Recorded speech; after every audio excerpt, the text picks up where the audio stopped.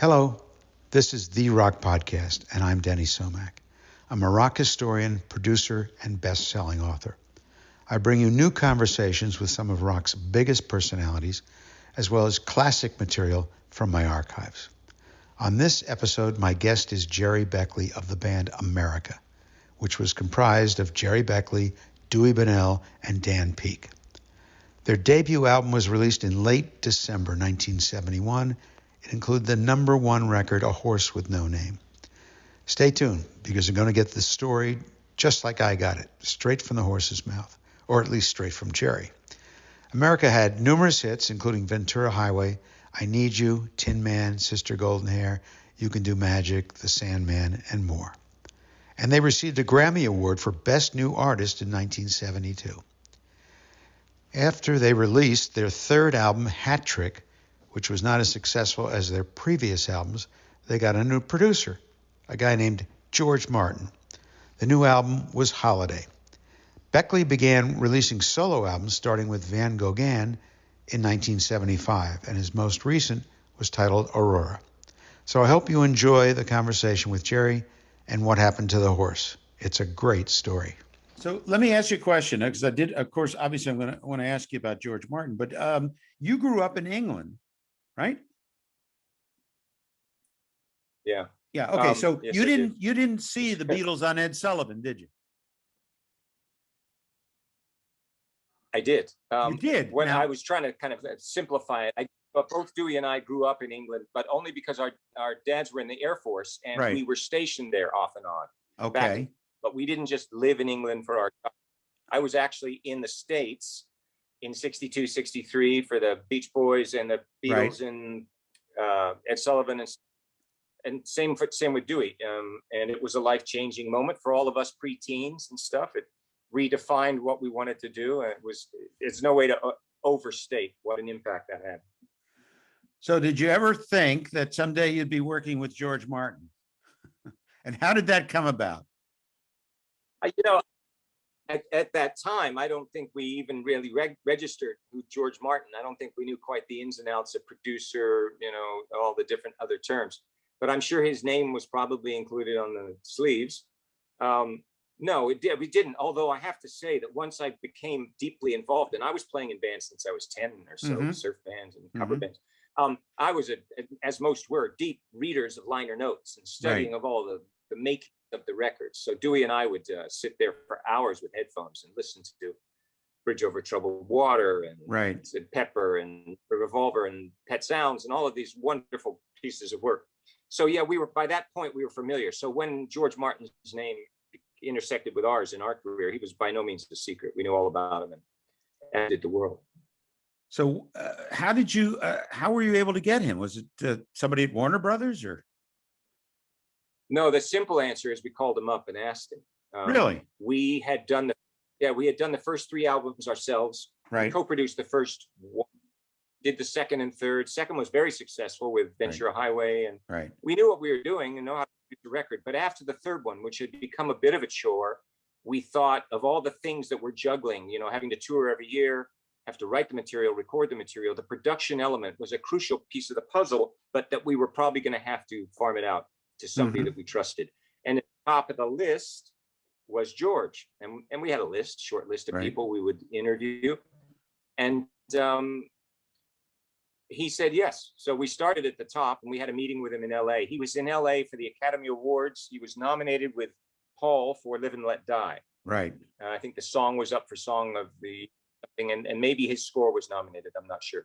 But we had a meeting and he said, I'd love to work. We were not an unknown element. We'd had the number one record, multi-platinum album. It was a good fit. We were a singer-songwriter band, and he had been not experimenting, but doing very carefully chosen projects beyond the Beatles. Once the Beatles had come to a halt in '69, so he had been doing other stuff. It wasn't like, oh God, I wonder if he's going to be willing to dust off the old faders and get it back. But he was very selective. He did C Train. He did American Flyer. Yeah. He didn't just do, people offering him, he really had to be into it. Yeah, he did a lovely Jeff Beck album. I'm sorry.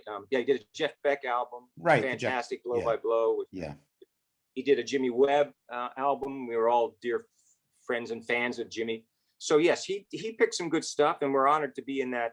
What we did bring to him was hits for the first time in quite a few years. Right. All of those projects had his name on it. I guarantee it was a wonderful record. I mean, he just didn't do bad work, but they weren't always obviously charts. And so with the Holiday album, which was our fourth, but the first that he did, we went right back up the charts. Tin Man, Lonely People, we had back-to-back top 10 records. Right. The next one, the Hard album, included Sister Golden Hair, which was a #1 record. So he was back in a big way. We were right. It was good for all of us. So did you ask him, tell me stories? I mean, what was going on? Give us the inside, fly on the wall. I'm a Beatle fan too. By the way, if you give me some of your, I have a new Beatles book out, which I'll send you a copy of if you want. Mickey Dolenz wrote the foreword. Okay. It's comments from all these different people, from Jimmy Page to Carl Perkins. I'd love to read it. Okay. We okay. No, what was? This fly on the wall. Yeah. I always like to remind, because the George Martin name comes up, but you don't have to be that big of a Beatle fan to realize the importance of Jeff Emmerich, who was the engineer, and Jeff was in the too. We had George and Jeff. Oh so boy, Jeff, we got to know. Here's Jeff's. I used to go have tea. Jeff had a little home in Laurel Canyon, and on his mantelpiece were 3 Grammys for Best Engineered Album, and they were Abbey Road, Sgt. Pepper, Abbey Road, and Band on the Run. So nice. He had some incredible stories too.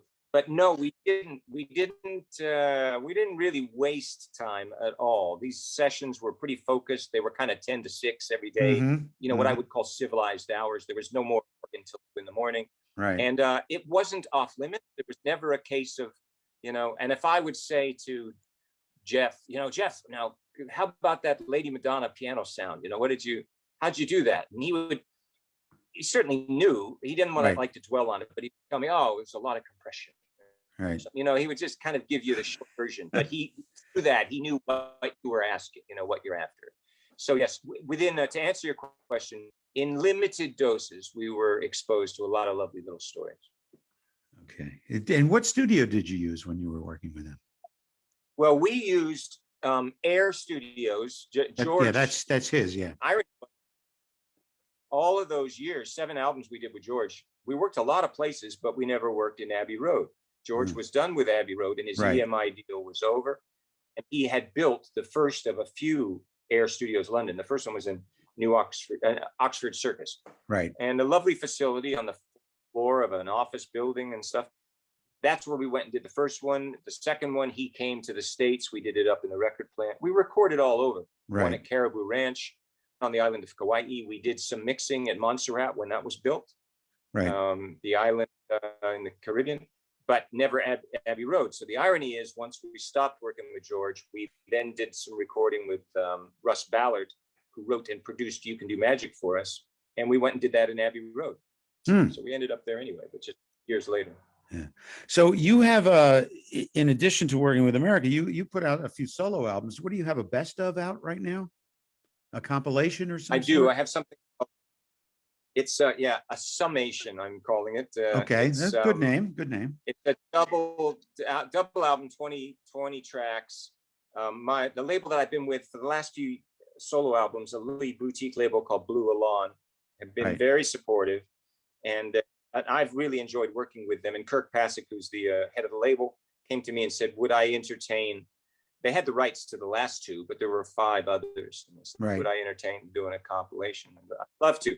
So yes, called Keeping the Light On, the best of Gerry Beckley, and very proud of it. It's really something. The solo stuff was always kind of done, not as an afterthought. I focused just as much on it, but had to fit in the America stuff.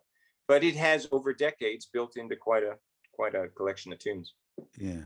All right. Let's just cover a couple of songs, because you've some of the songs that you've written. Sister Golden Hair. Something you want to say about that? Either it was on a second of 7 that we did with George. It gets a little confusing. Which is our 5th record. The album's called Hearts. It was the opening single, a #1 record for us. The first #1 we'd had since Horse with No Name, that's never a bad thing. It was an exciting time for us. The previous album had a lot of hits, and we were in a sense back, the 70s. The song itself, I like to give a nod to George Harrison. That combo of an acoustic 12-string with the slide guitar intro is very much kind of My Sweet Lord, you know. It's been a great addition to the show. From that point on, it was, you know, right up there in our playlist. And so we've ended the shows for decades now with the combo of Sister and Horse, which is not a bad way to wrap up an evening. Right. Now, you also had a #1 song with I Need You. What's the story behind that? Yeah. I Need You was on our very first album. It was one of the first songs I wrote. I wrote it when I was 16. There was some talk of it being a single. And at the time we thought, no, maybe let's see if we've got anything else. The label said, can you go back in the studio after we just put out the album? And we recorded 4 more things, of which Horse was one of them. They picked that as the single. That's history. Everybody knows that that was a #1 record around the world, but we now needed a follow-up. So I Need You became the follow-up to Horse. Right. It is our most covered song. It was recorded at that time by all the great singers, the Johnny Mathises and Andy Williams and all those people. They had a thing in play where every year their album would be kind of Johnny Mathis sings Bridge Over Troubled Water and 10 other great songs. Whatever the songs that were familiar. And so I picked up some lovely covers. But one thing I do like to mention in that song was in '71, one of the first great artists we met was Harry Nilsson. And Harry had just had a #1 with the Badfinger tune, Without You.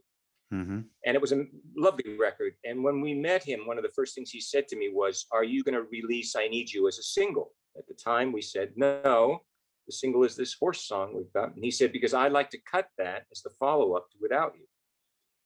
Oh, my God, that would be so fantastic. And at the time, he was being produced by Richard Perry. And we then chose it as a single, and he had to shelve that idea. And I always thought, how great that was. Did he ever cut it, not release it?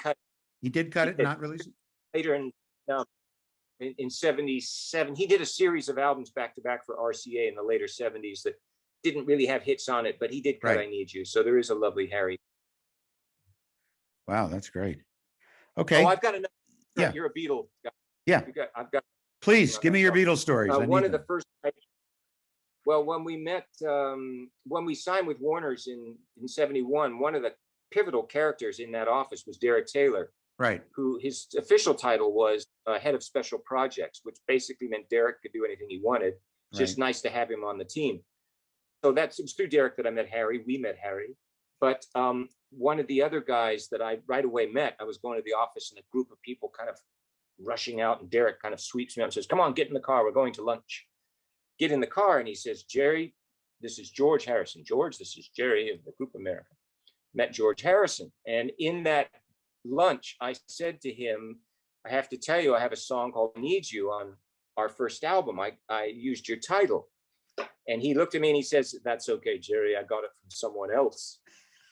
So he was very sweet right from the start. I know you could have put that in your book. Right from the start. I'll be in my next book. Absolutely. So anyway, I'm always flattered and honored to have known George. He was a wonderful guy. Did you ever meet John or Paul? I met Paul a couple of times through Brian Wilson. I'm very close with all of the Beach Boys and the Wilson family. Right. And there was a birthday party for Brian that was actually quite documented and filmed for Saturday Night Live. And this is in the late '70s, and Paul was there, and I hung with him a little. Didn't know Paul, or don't know Paul that well. Met Ringo quite a few times with Harry. Ringo and Harry were at the hip for many years. Yeah. Right. And although it's legend, all of the times that Harry was with John, none of them included coming up to Harry used to come up to my house every other day, and I'd spend a lot of time with Harry and a lot of nights, but not during the last weekend. So no, I didn't share any. I think Dewey did. In fact, Dewey has a lovely story. Went to the record plant one day just to hang out. The plant was not only a great facility, but just a cool place, safe place to go. And when he went in, the receptionist said, "Oh, they're all back in Studio C." He didn't know who they were saying, but so, okay, I'll go back to C. And when he went in, it was Harry and John working on the that's out. Wow. Okay. You want to tell me something about Daisy Jane? Daisy Jane was written I had a lovely little cottage in Sussex in the south of England for most of all the '70s and '80s, part of the '90s. I had a little upright piano, and I did do some writing when I was there, but it was basically a place to decompress.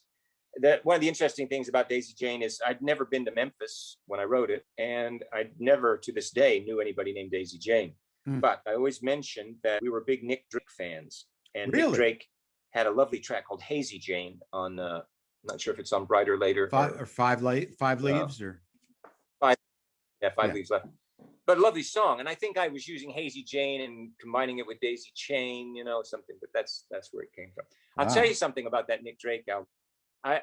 I was commenting, I was doing a public radio thing in LA, and people thought, oh, 5 Leaves Left, it's some reference to, the end of autumn, we're going into the winter months, something. But the truth is, 5 Leaves Left was a little notice near the end of a pack of rolling papers. If you were either rolled your own or were a pothead, you'd get this little warning when you got down to the papers. It said 5 leaves left. And that's where the title came from. That's great. I didn't know that. Oh, boy. Okay. So let's see here. I wanted to ask you also, did you ever, I know you didn't record there, but did you ever get to Abbey Road to see it? Yeah, I said we did with Russ Ballard when we did. Oh, right. That's right. Okay. We went back to Abbey Road, and we had been there a couple times since. Right. Lovely, fantastic facility, historic, as you well know, if you're in St. George. Yeah, I've been there a few times. Yeah. All right. Now, I'm going to ask you something that might be weird, but I know this was a long time ago. I don't even know if people still mention it to you or not, but I was a 19-year-old disc jockey when your first album came out. And I was one of those people who played it and said, oh my God, it's Neil Young in disguise. What? You got a lot of that back then, didn't you? On the Horse with No Name. Yeah, sure. What was you got to have not only that, but there's a great story where Neil's dad contacted him and said, yeah, I heard your new song, that horse song. So Neil's dad thought it was horse.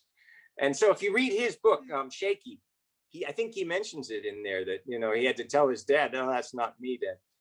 Obviously we, and Dewey in particular, very influenced by Neil. I will always claim, after the Gold Rush, one of my favorite albums of all time, just a masterpiece. Right. Can't say enough about it. But again, in just this weird thing of timing, our bass player, dear friend who's been with us for decades, likes to point out that actually Horse came out before Heart of Gold. And so he's saying that, for people who thought, because it came out in 71 in England, and it was released until 72. But for Neil, who we did get to meet, and he's always been very nice to me, but there was a strange dynamic. Right after Horse, we got signed to his management company. And I think he was a little bit perturbed that Jeff and Elliot Roberts signed up these guys. Right. But what had happened was Neil got 4 solo albums. The first solo, Gold Rush, Harvest. Everybody Knows This Is Nowhere, and then Harvest. Then Harvest. So, and finally with Harvest, he was #1, and he had a #1 record and so deserving. Finally, had built himself to this pinnacle position, and he was ousted after 1 week by this song that everybody thought was him. So he was only #1 for a week before Horse took that position. I didn't know. That's a great story. I didn't know that. Do people still ask you about that? Do people still ask you? Yeah. I tell you, the thing that you get more often than not, people will say, something like, "Hey, have you ever named that horse?" There's like some kind of a reference. So, did you? And the truth is, yes, Dewey and his wife Penny, they've been animal rights activists, seriously for decades. But one of the things they did a few years back is they adopted a wild Mustang. And so they now, as a horse at their house, and they named that horse No Name, which is no name. Sure. So their horse is called No Name. So that horse now does have a name. Okay. Well, listen, I want to thank you for taking time out, calling us from Australia, filling us in, letting us know what's going on. And hopefully we're going to see you guys back in the States. I hope so too, Denny. Nice to talk with you. Okay, great. Thanks. So that's Gerry Beckley, founding member of America.